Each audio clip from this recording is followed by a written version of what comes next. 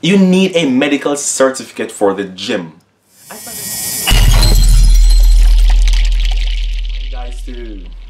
Hey guys, it's your boy Roman here again with another video, and today's topic is 15 culture shocks that I've had here in France. These culture shocks would be in comparison to France and Jamaica only, since I am from Jamaica and I've basically spent my entire life, or most of my life, in Jamaica.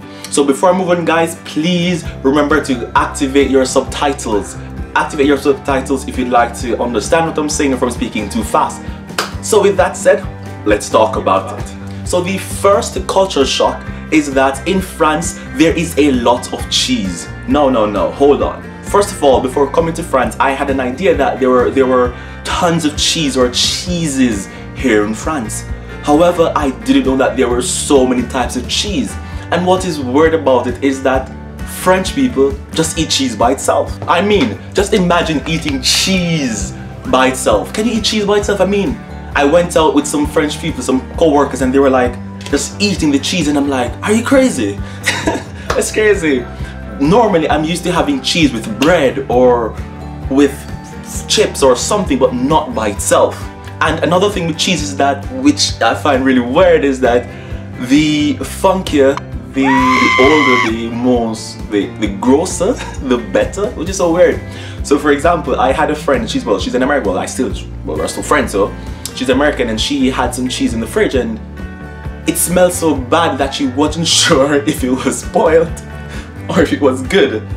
It's so weird because being spoiled would still make it good, so that just blew my mind. And number two, the second culture shock is pastries in the morning. Talk about bad or unhealthy eating habits. No, that is just crazy. So in the mornings you will see French people walking around, going to a boulangerie, and they'll be coming up with a baguette or a pain au raisin or something, and I'm like, are you crazy? Pastry in the morning. And what fascinates me is that these people are not obese. Well, I have never met any obese French person, so I just find it extremely weird that they eat pastries in the morning. I'm like, where's the hot meal, the chocolate, the tea, the egg, the bread? That's what we eat in Jamaica, or the ackee, the saltfish, the cabbage, the kalaloo. And number three, the third culture shock is English music everywhere. That is so bizarre because upon coming to France, I would be like, okay then, when I'm in France, I'll be immersed in French culture by hearing a lot of French music, so I could practice my listening. However, everywhere I go, it's like English music.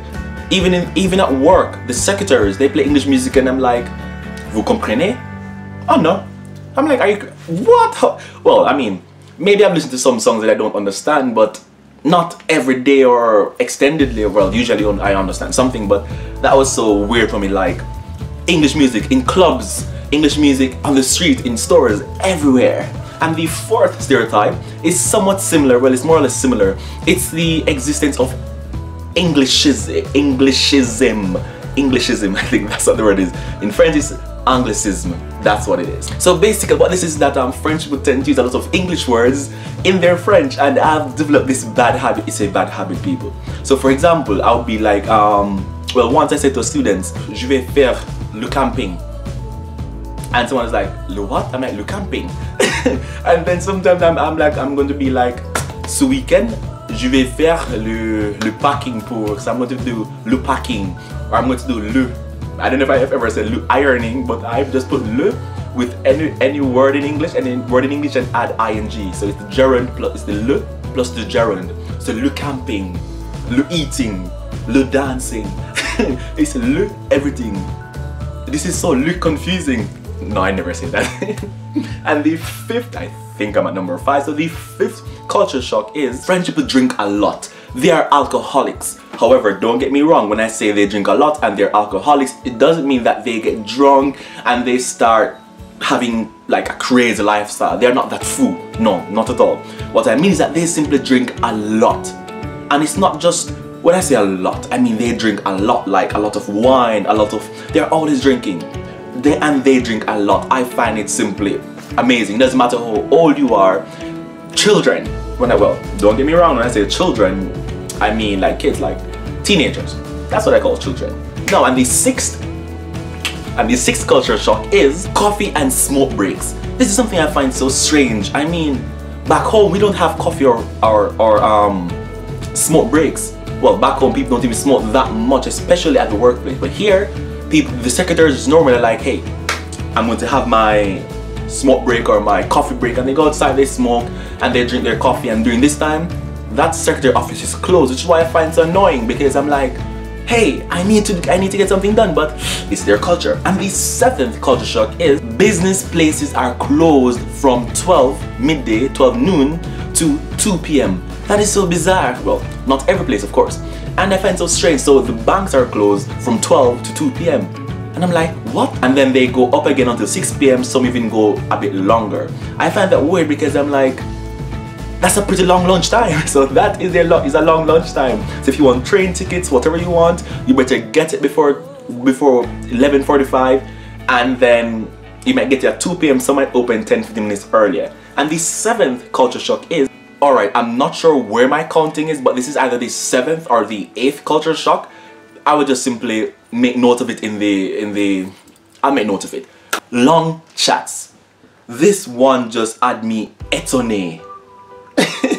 So what happened was that once my colleagues invited me to have a drink. I don't really drink like that, so I'm like, sure. So we went out, I think we went out at 6 or 7, and I'm like, sure, we were drinking. I had water, by the way, and they were drinking and we were talking, and would you believe that we spent more than 5 hours there? I left that place at 2 a.m. in the morning, and I had work and school, like studies, in a few hours. That is crazy. And this is not just a one-time thing. When friends people gather to eat, they have like an extended conversation. Mark you, I find this very interesting because I think it's good to have people-to-people interaction, and that is one thing I love about France. However, if you are new to this and you are thinking to just grab a bite and go home, you better forget your plan, because when you plan to go out with someone who's French, you better plan to go for the entire day, because that conversation will last.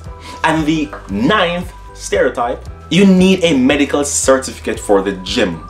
I find that very strange. Now, perhaps this is not everywhere in France, but at the school gym that I wanted to work out at, I had to have a medical certificate to say that I am fit to work out. I mean, I'm fit to work out. Then why am I going to the gym? Is it because I'm not fit? And then there are even some public gyms which require a medical certificate. Now, again, this might not be everywhere in France, but it is, at least where I live, and I've been in other regions and it's the same thing, which I find extremely weird. And the 10th, or is it the 11th stereotype, is that everyone has a packet of tissues. So you find everyone walking around with tissues. Well, not like that, of course. It's like a little packet and they just take out tissues and they just blow their noses anywhere. So I'm in class, you just hear and I'm like, whoa. Because back home we don't do that because it's a little bit impolite. We just don't do that, but it's fine. I mean, yeah, it's fine, I understand, but I find that's really weird. And the next thing is that they make a weird sound when they talk. It's like, or when they're thinking, it's like, je sais pas. I'm like, oh. So the first time I heard it, someone was talking, he's like, il faut que je fasse. Well, maybe I'm not doing it right, maybe they don't do it literally like that, but they made that sound, and I'm like, what the hell are you doing? Like, that's just one thing, because I've got used to that. Like in Spanish, like, no, yo no sé, pues pienso que. In Spanish, so that's okay, like thinking. In English, we go like, in French, it's like je sais pas, that's how it sounds to me, and I don't get why they do that. Are they cold? I have no idea. And this one is unique to my work. So you find that French people can take food into exams. Food. So you might, I was shocked. I went to the exam room and I saw persons with snack, drink, biscuits, chocolate, and I'm like, back home, we are only allowed to have water. So you might be in the exam and you're like, oh, I feel hungry. Let's get some brain food. Like, seriously. I just found that weird. And the next one, which is closely related to being in exams, is that they all have different colored papers. So they get a blank paper, a rough work paper, a draft paper to write on, like to rough work on. And it's all in different colors. So this first person gets red, the other person gets blue, then red, then blue. It's interesting, weird, interesting, different.